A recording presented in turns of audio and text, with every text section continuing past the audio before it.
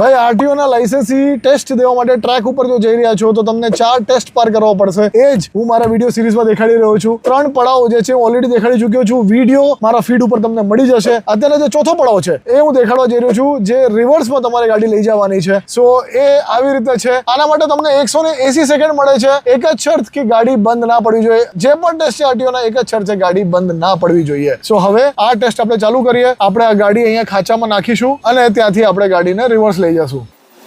હવે આ ગાડી મેં લઈ લીધી છે. હવે ગાડી રિવર્સ લઈ જવાની છે મારે. ઘણા લોકોની હેબિટ હોય છે કે આવી રીતે પાછળ હાથ રાખીને જોતા હોય છે. મારી આદત છે કે હું આ 2 સાઈડ વ્યૂ મિરર અને IRBM ની મદદથી હું રિવર્સ જોઉં છું. સો હું એવી રીતે ગાડીને હવે રિવર્સ લેવાનું ચાલુ કરીશ. આના માટે 180 સેકન્ડ છે આપણી પાસે. ગાડી બંધ ના પડવી જોઈએ. બસ ગાડી ટચ નથી થતી, આપણે જોઈ લીધું. આપણે ગાડીને ટ્રેકની અંદર નાખી દીધું અને બસ પછી હવે આપણે ગાડી સીધી આપણે પાછળ લઈ જવાની છે. Simple as that. આમાં કંઈ જ નથી. અને બસ આ ટેસ્ટનો આખરી પડાવ છે કે તમે આવી રીતે કરીને ગાડી પછી તમે અહીંયા જે ખાંચો છે ત્યાં તમારે યેલો લાઈન જો તમને અહીંયા દેખાતી હશે પાછળ, એ યેલો લાઈન સુધી તમારે ગાડીને લઈ જવાનું છે. એને ટચ કરાવી દેવાની છે અને ત્યાં તમારી ટેસ્ટ જે છે એ પૂરી થઈ જાય છે. સો મારી ગાડી પાર્ક થઈ ગઈ છે. 4 પડાવ આરટીઓ ટેસ્ટના જે છે એ આપણે પાર કરી લીધા છે. સૌથી પહેલો પડાવ હું તમને પાછું કહી દઉં, આ રિવર્સ બોક્સ પાર્કિંગ છે. એના પછી જે બીજો પડાવ છે એ તમને ત્યાં આગળ મળશે, સ્લોપ ચડાવવાનું. ત્રીજો પડાવ આઠડો બનાવવાનો છે અહીંયા. અને ચોથો પડાવ જે હતું આપણે રિવર્સમાં ગાડી